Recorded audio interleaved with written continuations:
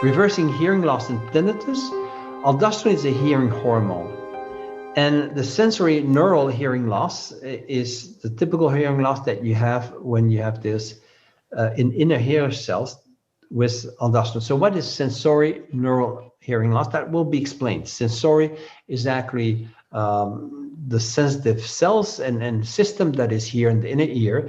And neural means that the nerve, that the auditory nerve here is affected.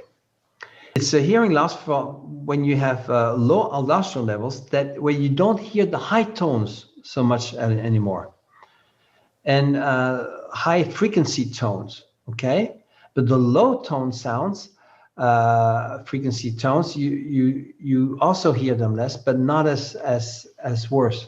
So it's really typical. This is the same hearing loss you have when you get older, and that type of hearing loss, presbyakusia it's called, is actually improved with aldosterone. IGF-1, we'll look of course in details in the model. Here about IGF-1, the other hearing hormone. Did you know that a local administration of IGF-1 in the ear also reverses sudden hearing loss in humans? Hearing loss caused by ischemic hearing injury in mice and hearing loss induced by antibiotic in guinea pigs. So various types of hearing loss you restore by putting just in the ear a drop of IGF-1.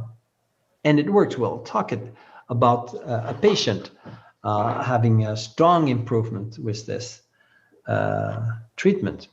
It even decreased the tinnitus at the same time. So there are references about IGF-1 treatment reducing hearing loss. Also, and one study was done in humans. And how to reverse tinnitus?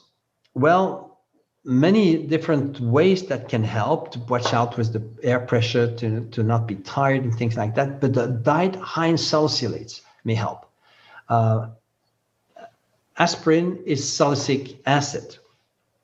And you have actually, the salicylates are actually plant hormones. So you have that in natural foods, but they can also be added as a preservative in food.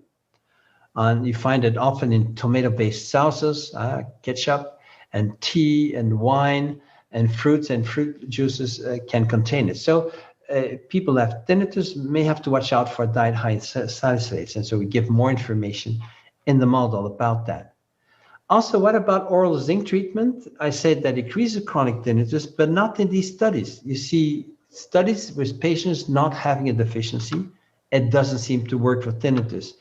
Also, in other patients, no efficacy on tinnitus, only 7% improved, which is not really remarkable. But I will show a study where it does work when the zinc in patients who have actually low zinc levels. So it works in patients with low zinc levels. Tinnitus, hormone deficit supplementations, we see that there's actually, in hypothyroidism, there's more tinnitus, and the more hypothyroidism is, the more severe the hypothyroidism, the more serious there's tinnitus. And you see, for example, in this study here, in 1976, patients who had hypothyroidism and tinnitus, they all reported relief with treatment, with thyroid treatment. And this I can really testify that my patients with tinnitus, when they're put on thyroid hormones, 2/3 of them really improve substantially with the treatment. So here are references that showing association between hypothyroidism and tinnitus.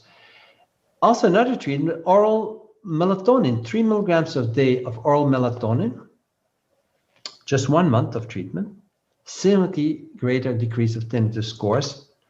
And especially in men with bilateral tinnitus, they had the greatest improvement.